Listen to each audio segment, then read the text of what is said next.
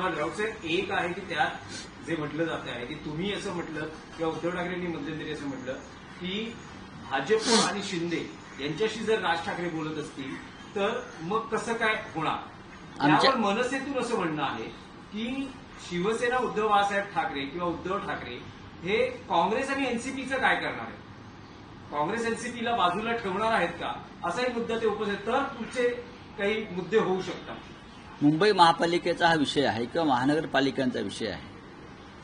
एकनाथ शिंदेंचा पक्ष आणि भाजपा आणि काँग्रेस राष्ट्रवादी या जमीन आसमानचा फरक. काँग्रेस आणि राष्ट्रवादी महाराष्ट्राचे शत्रू नाहीयेत.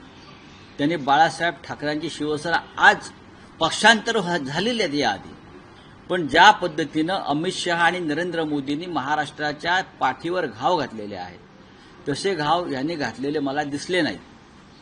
हे माननीय राजसाहेब सुद्धा मान्य करतील.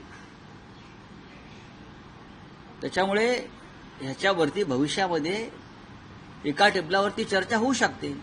देशपांडे असं म्हणतात की पहिला प्रस्ताव राऊतांनीच आमच्याकडे कोणतेही प्रस्ताव आला नाही असे ते बोलत आहेत. पहिला प्रस्ताव दोन भावांमध्ये प्रस्तावाची गरज नसते. चला, धन्यवाद. रावसाहेब, एक महत्वाचा विषय आहे.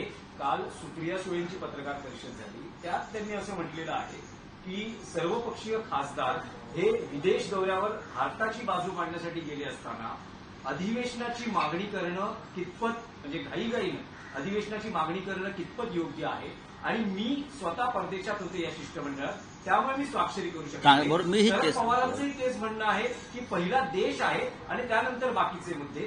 तर अधिवेशन मागणी करणं म्हणजे आम्ही नसताना मागणी करणं कितपत योग्य, आणि त्यामुळे आपण त्यावर स्वाक्षरी करू शकतो. बघा, सुप्रियाताईची भूमिका जी आहे ती मी बोललो की त्या परदेश दौऱ्यावर असल्यामुळे त्यांची सही होऊ शकली नाही,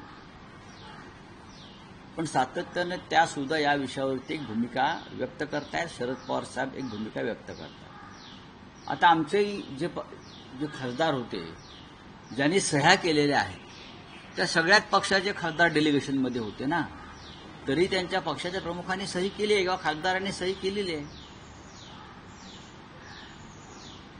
सर्वच पक्षांचे खासदार हे दौऱ्यावर होते.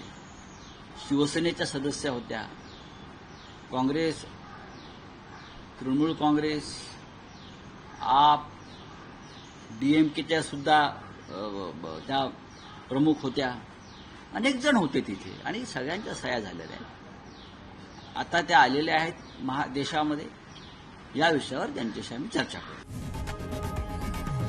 लोकशाही मराठी ऐका, पहा, जागरूक रहा.